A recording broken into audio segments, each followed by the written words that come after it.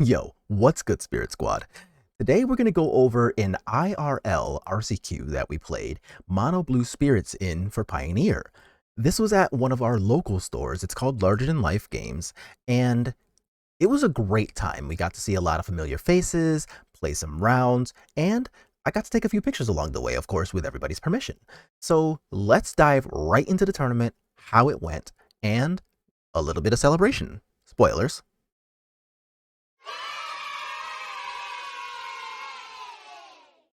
Okay, so the first thing I guess we're going to talk about is the deck list itself, since that's one of the things that we'll be most curious about. Pun intended. Here, my favorite part of Mono Blue Spirits has always been the fact that the mana is incredibly simple and painless. So we've got 19 snow-covered islands, 3 Faceless Havens, that's it. I have seen a few lists playing either 21 lands or a copy of Otawara, which I've done myself. And honestly, I just like this better. Like, I don't really like the non-bow that is Snow Permanence and Otawara, even though the bounce can be relevant. And I don't like playing 21 lands because I already mulligan more than I feel like I should sometimes. So I'm playing a 22nd land and the most simple version of the mana base I was able to, I guess, kind of go with. There are some lists out there that are only running 2 Faceless Havens instead of 3 because they're playing combat research and want to more reliably be able to cast things like Spell Pierce or Slip Out the Back or Geistlight Snare on their turn 2. Since I am not playing combat research, I felt comfortable playing a 3rd Faceless Haven, but that's really the only amount of greed that is in this list. Next up, of course, this would not be a Mono Blue Spirits video if we didn't actually talk about the spirits. So let's go ahead and go over our creatures. Again, this is going to be incredibly simple. We've got 4 of each of the creatures that I would consider core right now, being the Mausoleum Wanderer, Spectral Sailor, Supreme Phantom, Shacklegeists, and Rattlechains. And that's only 20 creatures though. To make 4 more creatures, we've got 2 copies of Ascended Spirit in this deck, which, if I'm being completely honest, I never wanted to dump mana into. I have had lists in the past that played Lantern Bearer as a 1/1 spirit flying instead of Ascended Spirit, which is much better in the late game but much worse in the early game. And I literally never came across a scenario where I wanted a top deck Ascended Spirit rather than almost any of the others here. So going forward, I very well might just say, fuck it, Ascended Spirit can be a Lantern Bearer, and then I have more reliable flying Curious Obsession draws. So that's a thing to consider there. And what might actually be the all-star of the tournament, Nebelgast Herald. This is a card that I've spoken very, very highly of in the past, and there's even some videos with Mono Blue and Bant where I highlighted Nebelgast Herald as single-handedly winning me some games, including one video from like a year and a half ago or something where I resolved a Nebelgast Herald and was able to, from 1 life, beat down a Jund Sacrifice deck that had a 22/22 Corvold in play because my Nebelgast Herald never let them participate. So that's just one of those kind of things that you really can just get away with if you manage your resources right and play the good flash game with Nebelgast Herald. So spoilers, this card was absolutely unreal.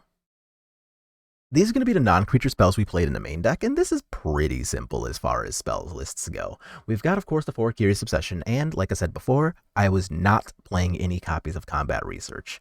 Playing 4 copies of Geistlight Snare, of course, because it's easily the best counterspell in all of Pioneer right now. We've got 2 copies of Lofty Denial, probably the second best counterspell in Pioneer, if I'm being honest. Like, we are really spoiled in that regard. And then we've got 2 copies of Spell Pierce, just because Spell Pierce does do a lot of really good things right now, including protecting your turn 2 play of Curious Obsession onto a 1-drop. And then we've got 2 copies of Slip Out the Back. So these, of course, will help with anything like, say, your opponent's playing Supreme Verdicts, or just like Rakdos doing really anything to your creatures. Slip Out the Back's pretty sweet. And we had a few spots where I wanted to use this offensively rather than defensively, and that worked out well too. And then last but certainly not least is going to be our sideboard. Here we've got 3 copies each of Mystical Dispute, Aether Gust, and Leyline of the Void. We've got 2 copies each of Reckoner Bankbuster and Negate, and then 1 copy each of Nebelgast Herald and Teferi Temporal Pilgrim. we will certainly be talking about that one later. Actually, fuck it, let's talk about it now. So, to Teferi Temporal Pilgrim, this card's actually kind of insane in the right matchups.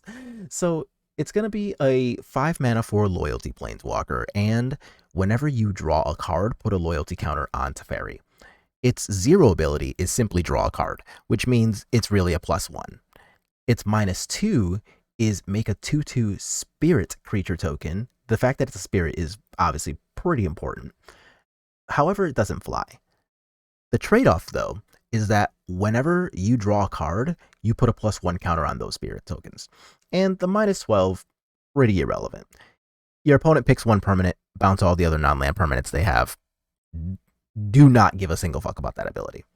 But the other two are really, really big helps.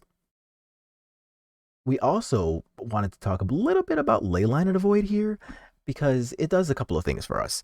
Of course, the biggest and first thing is that it helps to shut down decks like Izzet Phoenix and Greasefang. And those are also matchups where you kind of want to counterspell a whole lot of stuff. The fact that Leyline of the Void shuts down the entire graveyard aspects of those decks and is actually an enchantment to help turn on your Geistlight Snare is pretty huge. You have so much synergy with this Leyline of the Void, even though there's no way to cast it in your deck. I don't know that I'm going to play a different Graveyard Hate card in Mono Blue for kind of a while. I've been really impressed by the Leylines. Okay, so now we can actually get to our gameplay. So the first round, we played against Lotus Field Combo, which is a really good and popular combat deck. Wow! No, I'm the combat deck. They're the combo deck.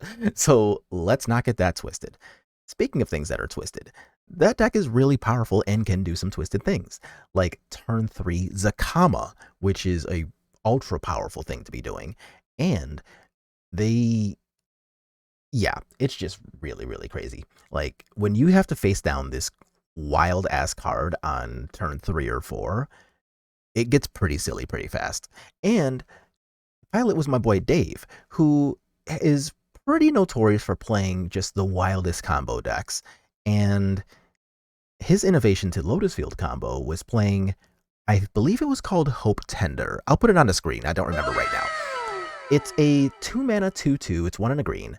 And it has two abilities. The first one is pay 1, tap itself to untap a land, which of course is going to be Lotus Field. And you can pay 1, exert it to untap 2 lands. So that ability with multiple Lotus Fields on the table, or Lotus Field in a Thespian stage, whatever, is terrifying. Like, untapping with that card in play is ultra fucked up. And it took a lot of patience on my end to kind of get over that card. So in game 1, when I saw it, luckily I had a Shacklegeist in play. So instead of attacking on my turn 2, all I did there was just play the Shacklegeist, upkeep, tap that thing, so that shit didn't get ultra omega real. And keep it real, it kind of did anyway. So you got to go ahead and do a few things with that and made approximately a shit ton of mana. And if I was on almost any other deck in the entire format, I probably would have died in a small fire to that thing. Luckily, we were playing a crap ton of counter spells, and I was able to, in game 1, just counter the relevant spells, even though the Hope Tender was able to get them to like 12 or 13 mana or something crazy on turn 3. Super scary. Game 2, had to deal with a very early Zakama on a hand that was not very fast, so I just packed it up and died to that. And then game 3 was just like a pretty typical game against Lotus Field, where they got to do their thing for a little bit, I got to do my thing, but my thing naturally beats their thing because I'm holding a bunch of counter spells. So I really, really like the innovation that Dave put on this deck, but ultimately it's a pretty easy matchup, so we got to go 1-0.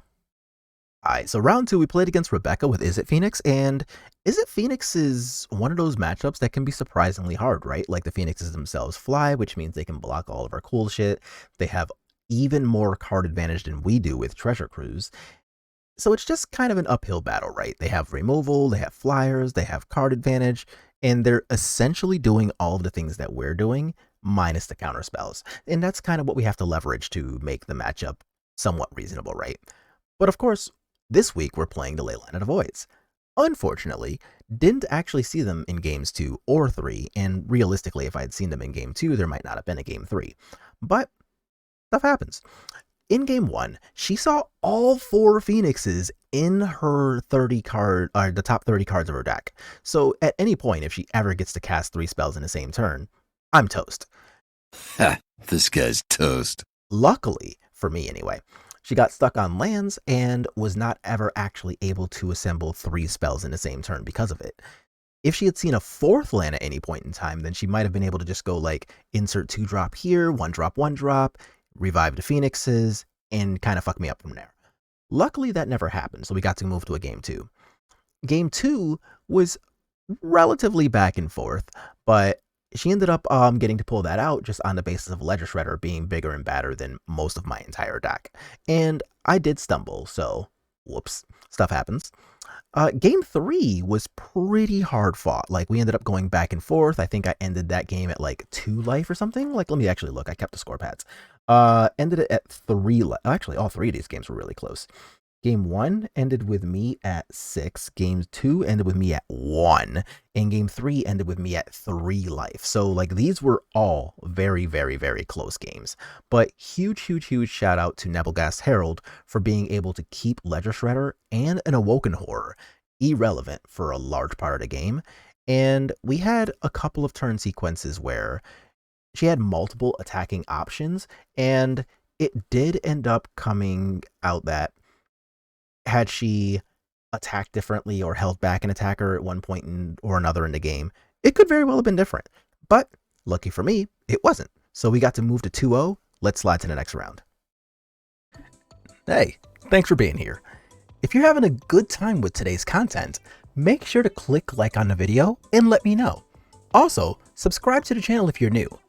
If you want to further show your support, check out the Patreon, which will be in the video description and in today's pinned comment. In the Patreon, you'll get all kinds of extra benefits, including access to articles, sideboard guides, personalized coaching, and the ability to submit your deck to be played on this channel. Thanks for being here. Let's move on to the next round. Round 3. Went ahead and played against John on Angels and lost. No, I won the die roll. And of course, it was the first die roll that we actually got to win all tournaments so far. So as soon as I won the die roll, I was like, oh, great. This is going to be sweet. We're going to get a nice little easy victory on the play. Hopefully, I get to go 1-drop into CO into Geistlight Snare and just like go get pizza, right? Right. Well, that's not what happened at all.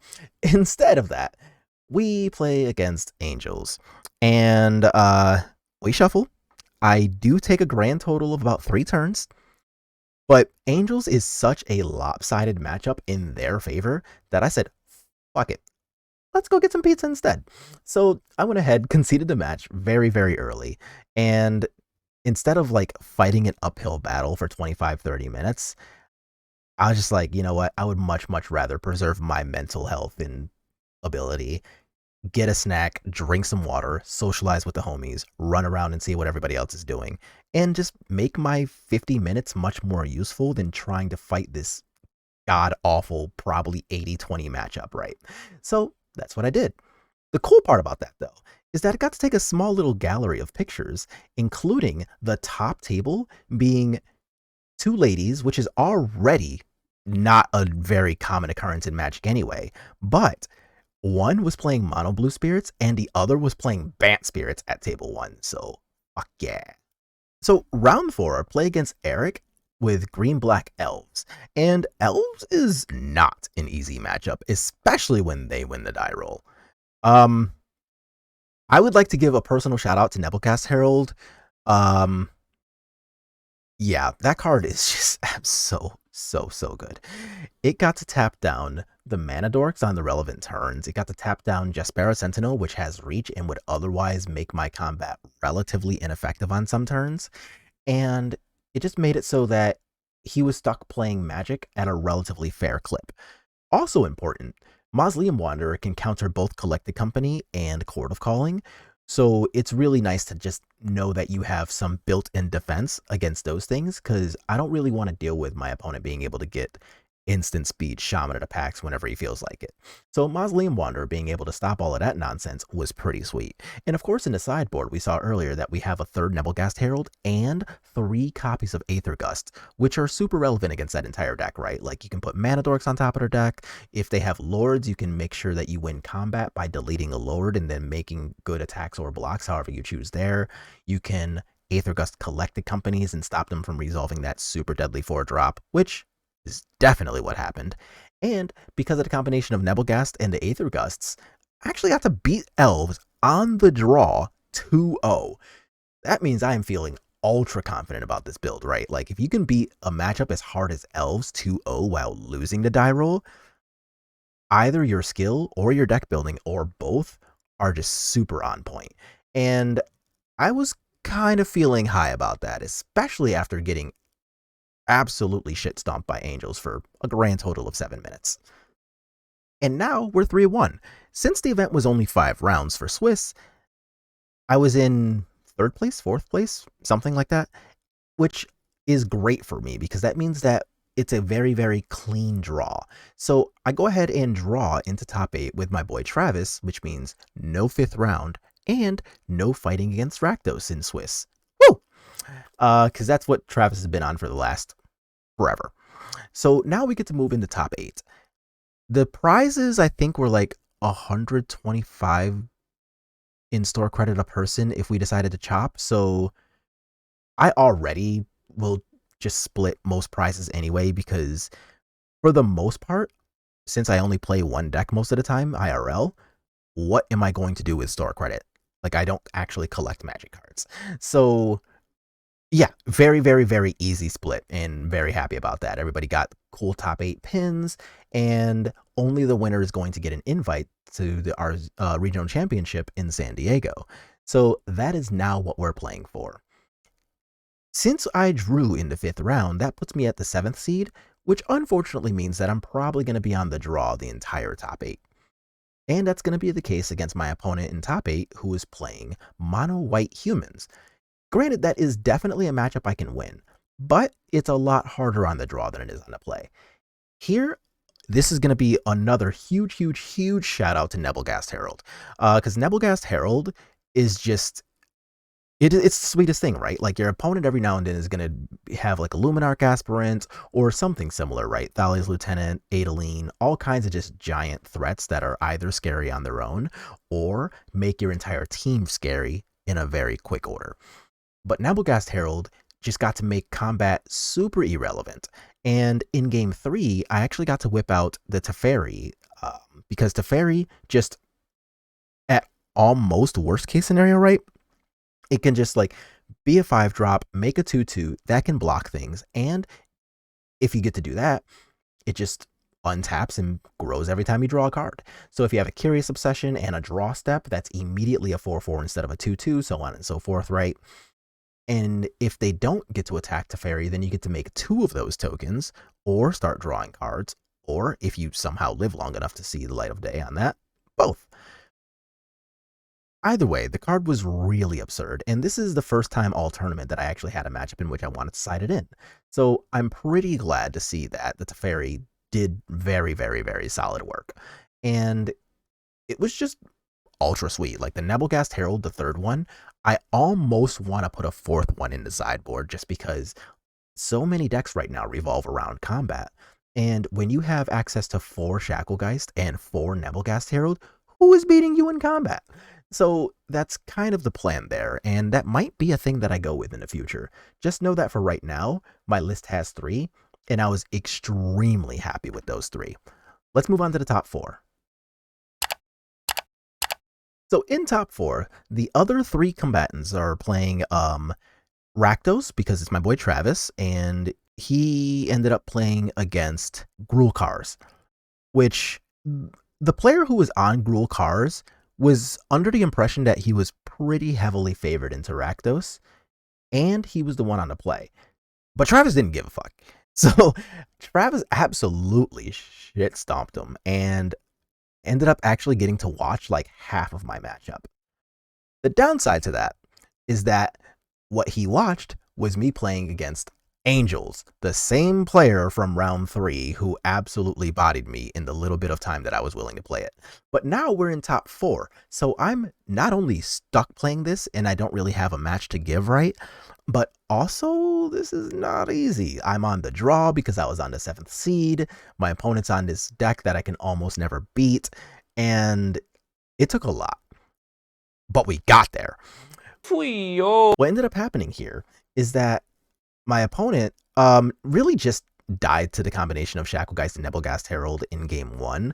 I got to counter a few cute angels, and I was just like, okay, I'm up a game against, honestly, my worst matchup in the entire format, including Mono Red. Angels is absolutely miserable. At least I have cards like Aether Gust that can beat Mono Red. Angels is just fucking impossible. So what ended up happening in the sideboarding decision that I was making there is that I was thinking about putting Aether Gust in because I know that they play Shaper Sanctuary for my Nebelgast Herald / Shacklegeist, but also Coco, and I decided to not do that. Instead, what I wanted to do was just put in the 3rd copy of Nebelgast Herald, and instead of playing any Spell Pierces or Slip Out the Backs, I just said fuck it and put into 3 copies of Mystical Disputes, because the relevant cards that I want to get rid of are Righteous Valkyrie and Resplendent Angel, and then the cards that summon angels, so Collected Company and Kayla's Reconstruction. So rather than playing cards like Spell Pierce that don't answer the Valkyrie or the Resplendent Angel, or Slip Out the Back that very temporarily answers exactly the Skyclave Apparition, okay, I don't care about that much. I instead decided to put in Mystical Disputes so that even a shitty counterspell is still a counterspell for those cards, because the rest of their deck typically doesn't matter that much. Of course, those 2 cards beat my entire deck by themselves, but everything else in their deck is second to those 2 things. So I put in a Mystical Dispute and decided to hyper focus on countering those 2 spells. And it worked. Game 2, I got run over. So he got to do the thing. He got to have double Bishop of Wings into Resplendent Angel, and I died in a very white angelic fire. A very, very biblically accurate beatdown. But game 3, I got to do all of the cool things, and even though my opponent had a Shaper Sanctuary in play, my plan was still to just kind of do the Curious Obsession thing, beat you down for a bit, counterspell any of the angels that are not named Righteous Youthful Valkyrie. I let that one resolve. And I think my opponent misjudged the matchup, because what ended up happening is he just played a bunch of angels like Youthful Valkyries and Giadas and stuff, and was actively trying to attack and really just bully me, since the Shaper Sanctuary effectively stopped me from wanting to use Shacklegeist proactively, but that gave me an opportunity to develop my own board. So I was able to use the Mystical Disputes to counter Righteous Valkyrie and then Kayla's Reconstruction. So did I want to see 2 Mystical Disputes? Fuck no. But did I want to counter those 2 spells? Definitely. And that allowed me to kind of claw my way back into the game. So I was able to assemble some lords, do the cool thing, and somehow I ended up with more power and toughness on my side of the table than he had on his, even though every single one of his cards individually is bigger than any card in my entire deck. And we ended up kind of trading blows in game 3 for a bit, right? Going back and forth. I'm getting to draw a couple of cards along the way, but nothing wild. And eventually, we get to the point where we're both at a really low life total. Well, here I got to counterspell a very key Kayla's Reconstruction. I think it was for 2, maybe 3, doesn't matter. It got countered. And my opponent was only at like 6 or 7. So here I just got to wait until the end step. If I already countered a big mana spell, and I wait until the end step to use a Shacklegeist to tap down one of their only blockers, well, they can't use the card in their hand because all their creatures are sorcery speed, unlike mine, and I get to untap and attack, which was sweet. So I got to do things like using my Faceless Haven proactively. I got to untap with a bunch of big creatures in play since we had assembled Supreme Phantom and a bunch of friends. And that Alpha Strike got me there. Actually beat Angels in top 4. We are now in finals. So now that we're in finals, life is very exciting. And it's my boy Travis, who's been a relatively consistent travel partner, one of my boys, and I just like genuinely like Travis as a human, right? Like every now and then I'll like ask about how his kid's doing. I just like the guy. So when he told me that he actually has family in San Diego and is cool with the split of he gets the invite, but I get the stuff, cool, let's run it. So I was very happy to actually make that trade, right? Because like I already don't play standard like that, as y'all know. Otherwise, you would see standard gameplay on this channel. And the idea of going to San Diego is actually not that exciting to me. Like, I don't have any friends or family in California anymore. I did have two friends actually in the San Diego area, but they've both moved away from there. So, like, who am I going to go visit and have fun with outside of the event itself? So, the idea of going to the other side of the country just to see a convention center doesn't really appeal to me. So, I was already going to go just as a matter of course and play the event. But it wasn't an event I'm actually excited about. But he has family there, so he can take his kid there, make it a whole deal in a family trip, play in the event. He actually plays more standard than I do, so he probably would do better than I would anyway. So rather than going to an event that I was kind of about, I can instead make my boy really happy with that trip that he already wanted to go on because his family's there. Fuck yeah, let's do that. So very, very, very happy. Congrats to Travis on your, well, big, big, big tournament win, and good luck in San Diego. I hope you and your kid have a lot of fun. I hope your family gets to do a bunch of cool stuff and do well in the event, even though it's standard in that format can kind of fuck itself. Even though current standard is power off. Never fails. Even though current standard is not my jam, I think the format is actually fine. So by the time San Diego actually comes around, I hope that's still the case. Either way, congrats to the homie. Have a bunch of fun. But we got to walk away with a bunch of cool spoils too. So we got a couple of the Selfless Spirit promos, which are the non-foil ones because I play non-foils. I got the foil one thanks to the split that we did. I got the top one pin, the lanyard, and all that good stuff in a box. Got a bunch of store credit because we chopped the prizes already. And a couple of cool things happened outside of that too. So that specific store, Larger Than Life, outside of Syracuse, New York, also had a tournament series for Modern where they had like 3K every month going up until the summer. And if you placed well, you got points towards just like an extra store credit allocation, right? I played in, I think, 3 of those tournaments towards the end of last year, but I placed well enough in those 3 or 4 tournaments to still be in top 16 in that entire summer run. So the manager there, Alex, not only does he walk up to me and is like, hey man, we owe you this, and hands me $50 store credit for that run that I'd completely forgotten about from like 6 or 7 months ago, maybe longer. So like a surprise $50 is always super nice, right? But also, they set aside 2 of the Jumpstart Spectral Sailor Moons for me, and that is what I'm calling them now, by the way. They're anime, they're Spectral Sailors, Spectral Sailor Moon. That's its name. But they set aside 2 of those for me because they knew I would want them. So I am very happy about that. So I definitely snap bought those. Yeah, just a very, very great Saturday overall.